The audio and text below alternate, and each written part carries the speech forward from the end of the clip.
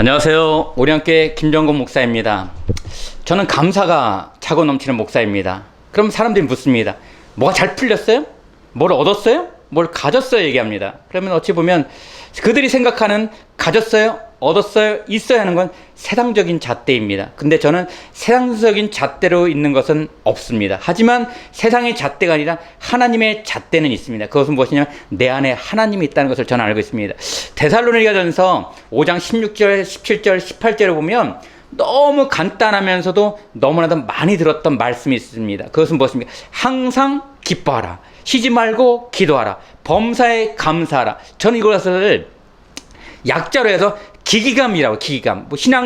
우리 신앙생활 하는 사람들의 세 가지 꼭 필요한 것이 있는데 그것이 바로 기기감이다, 이렇게 말씀합니다. 왜냐하면 기뻐해야 돼요. 기뻐야 하는데 언제 기뻐하느냐? 내가 돈을 벌었을 때 기뻐하고 내가 잘 풀렸을 때 기뻐하는 것이 아니라 항상 기뻐하라고 말씀하시고 있습니다. 또 기도하라고 말씀하시죠. 기도는 내가 어려운 일이 닥쳤을 때, 어려운 문제가 닥쳤을 때 기도하라? 아니야. 쉬지 말고 기도하라고 말씀하고 있어요. 세 번째는 뭡니까? 감사라.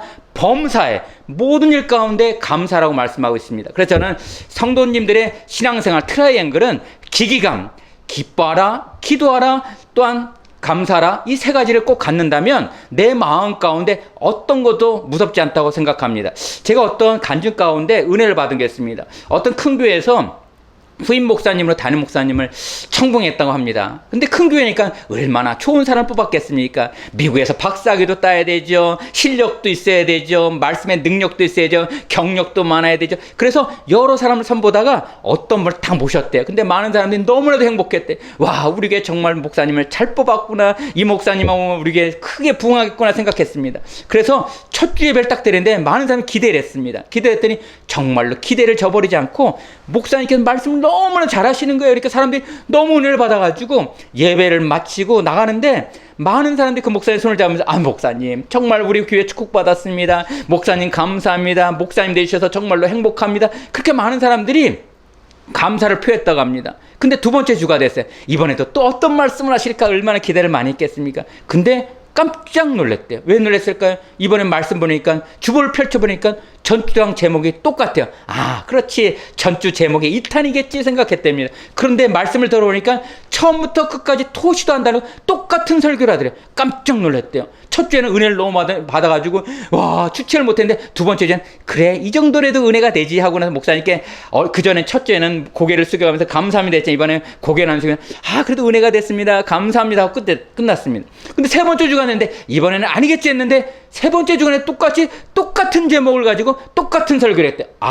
실수했구나. 내가 목사님을 청빙을 잘못했구나. 잘못 뽑았구나 하면서 가슴 쳤대. 내가 잘못했지. 내가 잘못 뽑았지 생각하고 사람들이 그랬답니다. 그래서 세 번째 주는 아무도 인사도 안 하고 악수도 안 하고 째려보면서 갔다고 합니다. 네 번째 주가 돼서 만약에 이번에도 똑같은 설교하면 잘라버려야지, 내보내야지 했는데 아니나 다를까 똑같은 제목과 똑같은 설교를 하더래요. 그래서 장로님들이 도저히 안 되겠다 싶어가지고 목사님께 따졌대요. 아니 도대체 목사님, 우리가 기대했었는데 왜 똑같은 설교밖에 없습니까? 준비한 게 그거밖에 없습니까? 말을 했대. 그런데 목사님께서 이런 말씀을 하셨다고 합니다.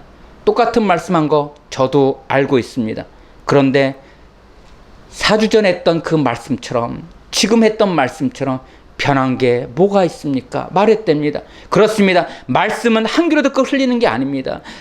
하나님의 말씀은 옛날 이야기가 아닙니다. 소설이 아닙니다. 이 말씀을 말씀대로 믿고 아멘하면 아멘하고 끝나는 것이라 그것대로 행하는 것, 그것이 하나님께서 기뻐한다는 것이에요. 그런데 지금 내가 데살로니가전서 5장 16절, 17절, 18절 말씀했어요. 항상 기뻐하라, 쉬지 말고 기다라, 범사에 감사하라 말했는데 과연 그렇게 항상 기뻐하고 계십니까? 쉬지 말고 기도하십니까? 범사에 감사하고 있습니까? 안 하고 있잖아요. 안 하고 있으니까 그것이 잘못인 거예요. 그렇듯이 우리는 말씀 가운데 말씀을 말씀대로 받아들이는 것이고 말씀대로 사는 것이고, 그렇게 살면 하나님께서 말씀하고 계시잖아요. 그렇게 사는 것이 바로 내 뜻이다, 하나님의 뜻이다, 하나님께서 바라는 것이라고 말씀하시는 거예요. 그렇다면 우린 말씀합니다.